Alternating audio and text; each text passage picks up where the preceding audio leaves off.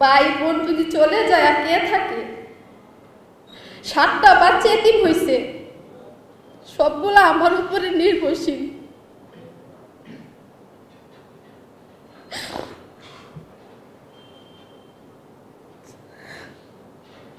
আমি কার জন্য কান্না করব বলেন? মার জন্য না, ভাইয়ের জন্য না, বোনের জন্য?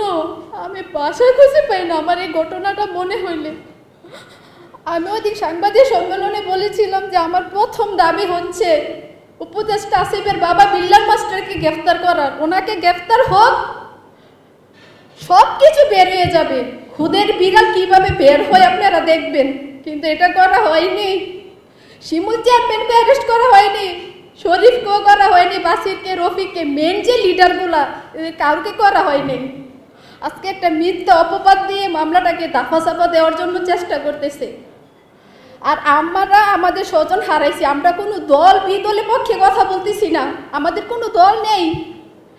এখানে আসিফ মাহমুদ দোষী করতেছে বিএনপি রে, আমরা বলতেছি কারণ ওইটা কোনো মানে দেখার ফ্যাক্টই নেই এদের। আমরা কি কোনো দল বিদলের পক্ষে কথা বলতেছি? যারা এটার সাথে জড়িত কোনো মেন আসামি এখন পর্যন্ত অ্যারেস্ট হয় নাই। আমরা চাই বিচার। আমরা আমাদের স্বজন হারাইছি, যারা এটার সাথে জড়িত ছিল। সিসি ক্যামেরায় ফুটেজ কিছু আছে, কিছু বাড়ির পশ্চিম পাশ দিয়ে ঢুকছিল। আমাদের মার্কেটের দক্ষিণ পাশে আমার কাকার মার্কেট, ওই মার্কেটে কোনো সিসি ক্যামেরা ছিল না, ওই দিক দিয়ে ঢুকছে। আপনারা এটা তদন্ত করেন। এখানে কেউ কাউরে দোষ দিয়ে কোনো লাভ নেই। আর দেখেন, আমি ওই সাংবাদিক সম্মেলনে বলার পরও আমার বাবাকে ধরে নিয়ে জোর করে বিলের মাঝখানে পর্যন্ত ভিডিও করাইছি। আমি কিন্তু জানি, আমি বুঝতে পারছি এরকম একটা কিছু হবে, এটাই হয়েছে। এমনকি আমাকে তন্ন তন্ন করে খুঁজতেছে। এখন পর্যন্ত আমরা হুমকির মধ্যে আছি, আমাদের কোনো নিরাপত্তা নেই, কোনো নিরাপত্তা দিচ্ছে না প্রশাসন। কোনো দল এখন পর্যন্ত আমাদের পাশে এসে দাঁড়ায় নেই। এটা বাংলাদেশ, এতগুলো মানুষ মারা গেছে, কোনো বিচার নেই। আজকে 2 মাস হয়ে গেছে, আমি কোনো উন্নতি দেখতেছি না। না আমাদেরকে নিরাপত্তা দিচ্ছে কোনো প্রশাসন, কোনো দল, কোনো দলের লোক। বাংলাদেশে এত রাজনীতিক, এত নেতা, এত এমপি, মন্ত্রী, ডিআইজি, উপদেষ্টা, কেউ আমাদের পাশে একবারও এসে দাঁড়ায়নি। আমরা খুব অসহায়।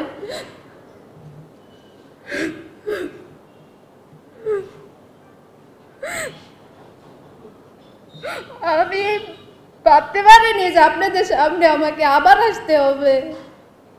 আপনাদের সাংবাদিক ভাইদের কাছে রিকোয়েস্ট, আপনারা এই বিষয়টা একটু দেখেন কোনটা সত্য।